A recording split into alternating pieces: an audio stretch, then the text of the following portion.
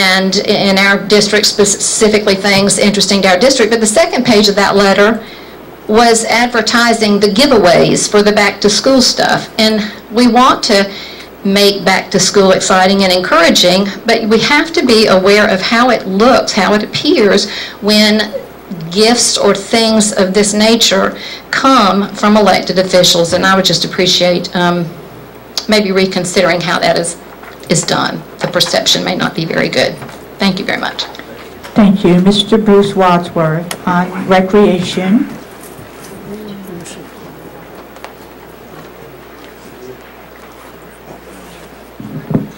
Good afternoon. I live out in the Dawkins area. A couple months ago, you guys made a decision looking into the recreational department out in that area. Since that, you haven't even talked about it. Since that, it haven't even been mentioned. I don't have this whistle on to blow. I'm supposed to be coaching 11 kids from Fairfield County in an all-star game. They called me on my way to practice. Supposed to practice at the high school. You can't practice today. If I had a wreck in the Dawkins area, I wouldn't have to come all the way to Winsboro to practice. Came all the way over here yesterday. To get on the phone, call parents and tell them there's no practice because the school is using their gym. What is the holdup?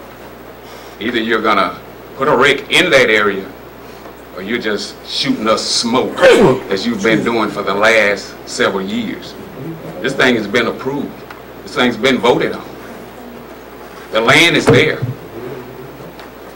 How long are y'all gonna screw the Dawkins community out of what is rightfully theirs? You built this football field. You say you voted on it. Did you really vote on that?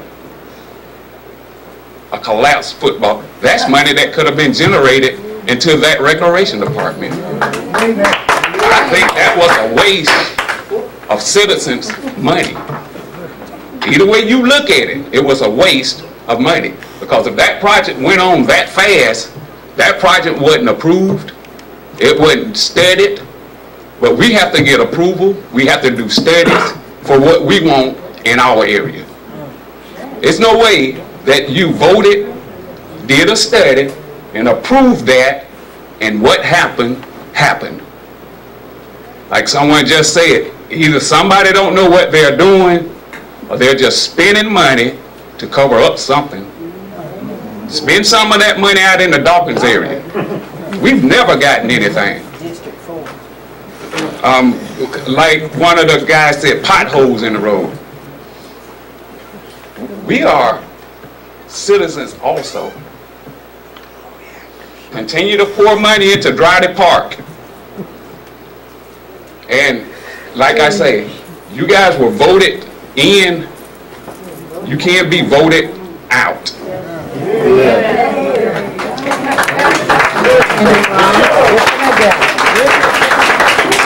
If I hit this gavel one more time, this audience will be cleared.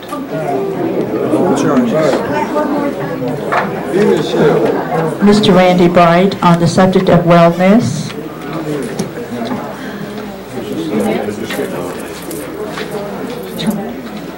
Wow. Mr. Jeff Schaefer on the subject of problems. Problem skipping things. Okay. Don't start the clock until I put the paper down. Get my glasses on. All right, please put that pencil back in your hand and look like you actually care what I and others bring to these meetings. I need to inform you that loyalty and dedication are not free. They have a cost attached to them. But what better way in any organization is there than to reward the excellence and remove failures? I'm requesting that you make some exceptions to your part-time minimum wage earners, the people who need the most and get the least. Some of them are working at recycling centers. You decided to spend almost $500,000 on redoing the recycling center. If you had taken that investment, put it in an interest-bearing account, it would have provided $35,000 as a minimum annually. If you divided that $35,000 among the part-time workers, they could have been benefited with a reward of an increase in salary. Just a thought. It would cost the taxpayers nothing, not a penny, and all would benefit. Think about those things. All we see is public mismanagement from the top down. Your CPA firm states very clearly, year after year, all the defaults in your system of operation. Bottom line, you, our county council members, have been derelict in your duty to improve the operations each year. I'll give you an example. You can read this too in your own year-end statement. $2,166,000 was awarded to a single contractor without as much as one competing bid. $2 million, no bid. I'm not going to repeat that amount because this is the reason why we're the laughingstock of the state of South Carolina. Why? Wouldn't you want a competing bid?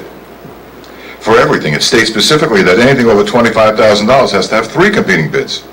We could have had more qualified contractors at a lower price to come in and engage the work for a lesser price, and might have had an opportunity to have better work or quality work had you shopped around. All right, please try to keep your word just once. Mr. Ferguson and Mr. Pope, several months ago, you folks engaged us in a promise, and that we would have a dialogue during these meetings, a discussion time back and forth. That has not happened, and we want that to occur. Please make a change in the bylaws, or make a motion to do that tonight. And lastly, I covered this a few months ago, but Sulin has already beat me to the punch. It's about your $3,500 discretionary fund. Discretionary. Please make a change in that. Why would we allow council members to have $3,500 when they can't tell you what they've been approved, what's been approved, what they spent, and now why would we allow them to have money that they don't need to be accountable for? Last thing, naming the road in the industrial park, let's call that highway robbery.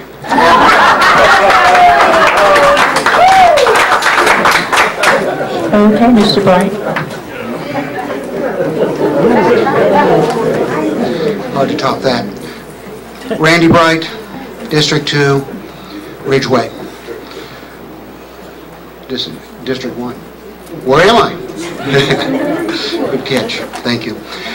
All right, let me roll. One of the most distressing factors in our county is something that is impacting the whole county economically, our quality of life, our longevity of life, and everything that revolves around health. The health of our county, the factors of our health, the determining factors are, in a nutshell, awful. Our county ranks 33rd in South Carolina in overall health factors. Consequently, we rank 33rd in mortality rates. Our premature death rate of 10.8% is more than double the national rate of 5.3%. Our access to recreational facilities ranks at the bottom of all South Carolina counties. Consequently, our physical inactivity rate is 36% versus 21% nationally. Consequently, our adult obesity rate is 39% versus a national average of 25%. Our low birth weight rate is 12.1%, which is double the national average of 6%. Our poor or fair health rating of individuals is 16% versus a national average of 10%. Our adult smoking percentage is 19% versus a national average of 13%. Our STD rate is 7% versus a national average of 0.9%. Our motor car crash rate, death rate, is 0.4% versus a national rate of 0.1%. Our violent crime rate is nearly 10% versus a national rate of 7.7%. All this is relatively fixable with proactive, low-cost initiatives, which I will go into in subsequent discussions along the aforementioned statistics. But education, awareness, and a community effort should be developed in saving lives and saving money. And just as a preemption to the post comments, I realize the county has done some things in fits and starts and worked with community, but there's no real sense of urgency. We're dying here, folks, literally. Our public is dying at our neglect. And there's a lot of things we can bring to the table that are low-cost, proactive initiatives, working as a community, working together, and I will talk about this in subsequent meetings. Thank you.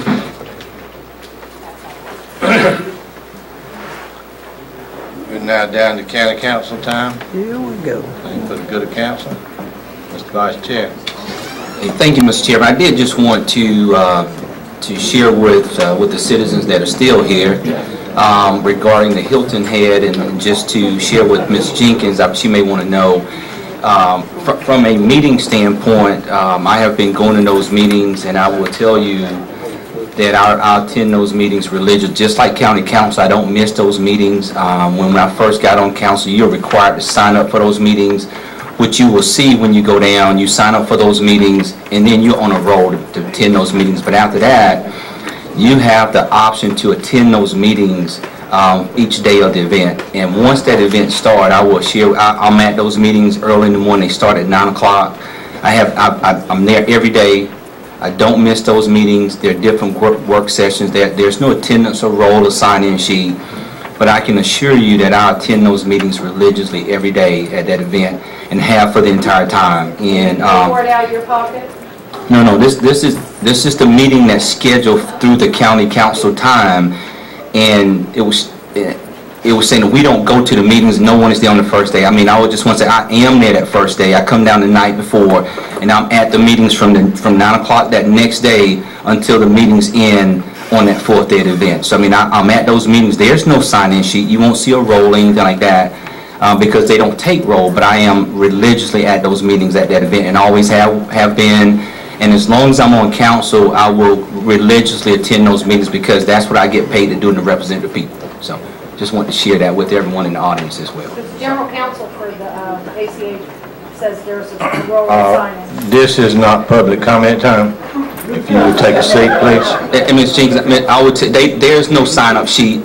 Only when you're required to take those classes as a county council member when you first start on council. But after that, there's no roll call or sign-in sheets after you finish with your required classes.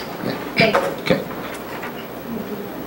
Mr. Chairman, I have several things to say. Okay, Mr. Musher. And for she's leaving, but I just wanted to say, first of all, let me go into session since she left what I was going to say. I was going to ask the question in the county and administration. They're laying off people at the nuclear power plant. People get hired in December, they're already laid off. A lot of people have to jump through a lot of hoops to get those jobs, and there's been 2 layoffs up there. Do we have anybody administratively at HR or something communicating with folks in their departments to find out why that's happening? It seems like everybody's getting laid off in Fairfield County, and because folks that came to me and said they don't even want to go back and apply again because they don't want to go, they don't want to jump through those hoops. I'm just wondering what kind of HR kind of relationship we have with their business administrations over there to see whether or not we have some impact, because laying off those folks have an economic impact to this county. They're unemployed, you know. So I just wanted to throw that out if we have any answers to that or questions to that, how we might want to negotiate with them to stay on top of that. Mr. Pope, would you check with the powers that be out there? I have not gotten any communications that there was a slowdown. Normally when there's a Public Service Commission slowdown, I normally get a letter indicating that there's going to be a slowdown, but I have not gotten anything. So this is news to me. But if you check on that. Mr. Brown? Mr. Chairman, I have heard that due to equipment specifications, they have laid some people off. I know they had trouble with rebar one time. I think they got trouble with something else out there right now that's just not making the specs they're supposed to be making, so they had to lay people off until they were able to catch up with that. But I don't know how many or anything else. Qualifications. It'd just be good to know that. I mean, you knew that, because some of the constituency were coming to me asking me questions about it. I didn't have answers. Well, normally we, Mr. Marshall, that's been pretty open communications, but like I said, in recent weeks, I haven't received anything that give me any indication that there was a slowdown. We have a liaison, and I know even during the weather events, I get several emails and text or phone call a day, but this is one that has not been forwarded to me, or I'm not aware of. The staff has. I'm not aware. Okay. That's one thing I want to just ask council for advice and sharing information. The other thing is, one of the business people asked me, I don't know how folks want to take this, but all the counties do you have to have an ordinance to sell wine and beer on Sunday? Like Newberry's selling it. That freaked me out. Newberry's selling wine and beer on Sundays. But I did have a business person. I don't know what's the step or process that business communities have to come forth, ask a delegation or something, or submit to the alcohol, drug, and... After the blue laws were passed, every county was dry, but you have to have a referendum in order to, if you want to have Sunday sales. Okay. And you have to do that by jurisdiction. So, for instance, if you want there to be Sunday sales in the unincorporated area of the county, then of course the council would have to sponsor a referendum to allow the voters to choose that. And of course the town of Winsboro, if they want to do it, they could have it like that as well if they desire. Okay. Another issue I want to ask the council. I've had at least 2 reports that some of you might know. If you drive through the county, you'll find some churches that are extremely dilapidated and left to go a century ago, whatever. But some of them are right in the community, and I've had community members ask me, why don't the code enforcement officers, the whole roof fell in, one of the walls fell down, and the church is still there. How do they approach that? You know, because it depends on what denomination is and who owns it, what's the ownership, and do our code enforcement officers have any right to enforce anything, to say either clean this up or do something? Yes, sir, they do. First would have to be their assessment of the property, and you're working with the property owner, whoever that might be, to be able to do that. And then, of course, if the structure needs to be torn down and whatnot, there's a process that we use and go by in order to do that. I believe in some cases where I guess the property owners may be are not capable of doing that, I guess there's been some county help, but really what we try to do is make that, of course, a responsibility of the persons who own that property, because we do have the authority to issue citations for dilapidated structures. But if you could actually get with us or Mr. Anderson, where you can report the address to us, we will certainly investigate immediately. Be glad to do that. One other question I have here, in case some of you knew and I've got the email, and I guess the question might go to the delegation if I have a meeting when that there's been 2 bills submitted to change the district lines of the school board members in Fairfield County. That used to be the county council from 1990, 2000, 2010. We were the ones that drew the lines and all, and it was contiguous with the school board. It's the same lines. And I'm saying if that's happening, I think it's happening because the Supreme Court has knocked down the historical discrimination in some of the southern states on pre-clearance. Now a lot of these states don't have to have a pre-clearance. If they want to just change their voting laws and do whatever they want and make it difficult or easy, they can do it. And I just understand that there's been 2 bills submitted to change just the school board, the representation in Fairfield County, and are we going to have public hearings? Do the public know about it? What else is going on we might not know about? I mean, I'm just concerned about it. I think we should know about this. This is really serious. Now that you don't have to have pre-clearance, you're going to come in and change election laws and the district line. So if any of you have any heads up on that or talk to, I haven't talked to any of the delegation, but I'm interested in finding out what's going on with that. Anybody? No. Okay. But the last thing, well, last time I said the last thing, let me say this. I'm getting a little tired of this cretin activity that's going on here, and if you don't know what a cretin is a person with no mind, a mindless person.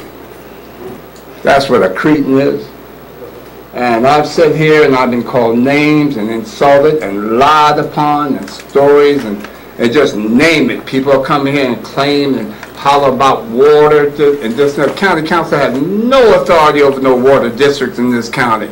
And gave the impression, or give the impression to people, the county is screwing you. Look at it, oh, we can't get fire protection, we can't get water. You have, what, 5 or 7 water companies in this county. And we have absolutely no control over it now. The person that was complaining about it, take it to the water company and complain with them. We tried to help the water company, but we took away, because I had 2 or 3 people came up to me after that, want to know why the county is screwing districts out of water. You know, and we don't have anything to do with water. So let's be clear about that. If people got problem with water, go to the water companies that's in their district. That's all I have to say about that. And I'm not going to sit here and take that weight, keep blaming us and making statements and fabricating untruths about us on the council. And lastly,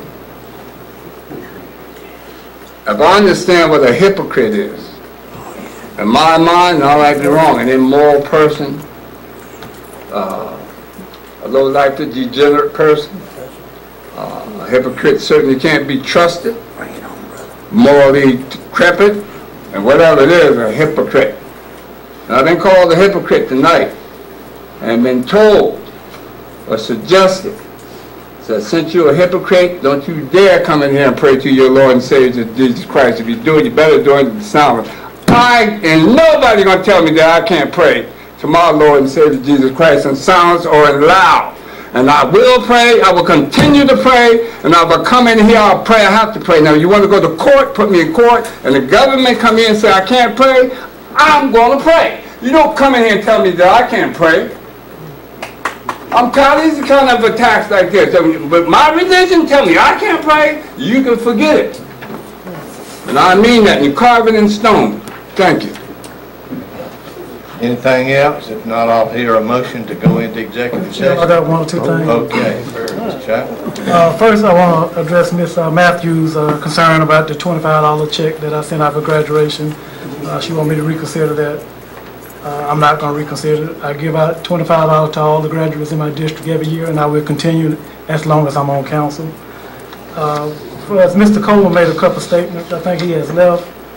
He made a statement that he had contributed to my campaign. I want to know, I don't remember a check. If he contributed in a check, he should, he might want to call the ethics people, because I do not remember, I did not report it. Now, if he contributed in cash, then that is suspicious. Why would you contribute in cash if you support me? You don't want anybody to know you support me? And as far as the race card, colorblind, DecideForU Fairfield Tea Party Republican group, supposed to be colorblind. I've been called a nigger by this group more than one occasion by members of this group. People have called my full-time employment trying to get me terminated. This group promotes hatred and racism, and if you think you're going to try to get me to resign, it ain't going to happen. Like I said at the last meeting, they beat me at the ballot box. I feel confident in the people that I support, that I've made great strides with in supporting them in various situations. I'm available to them, I'm approachable, and if they want to vote me out, you know, that's good on them. I don't have a problem with you vote for who you please. But as far as resigning, that's off the table. And as far as Mr. Coleman said he won't support me anymore, I don't need support from people who support racism and hatred. And that's not only go for him, that's anybody from District 3 who feels that way. That's all, Mr. Chairman. Okay. Mr. Pope, we're going into executive session for what means? They don't know. See that kind of smart stuff he don't know. Why don't he know? The way he was shaking his head. I don't know. If I was the chairman, I'll clear it. Well, I can tell you why they probably say you don't know. Okay, let's, Mr. Pope. I can tell you right now. It's not racism. Thank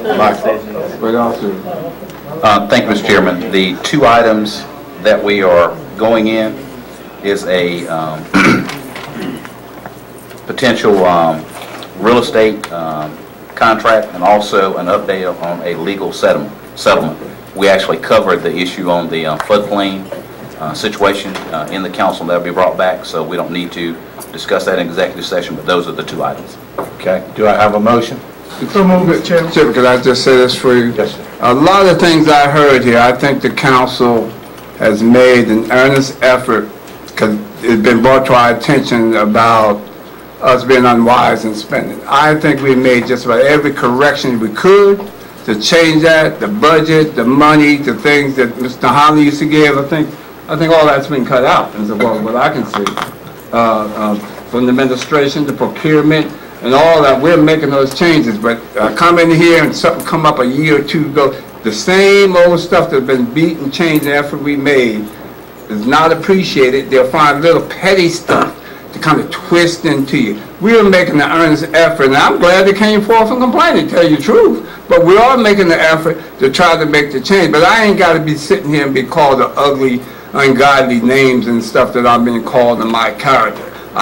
Don't disrespect anyone, haven't called you any names, and I'm going to mutually continue to respect you. But I have to put up with that. Thank you. Do I have a second? Second. All in favor,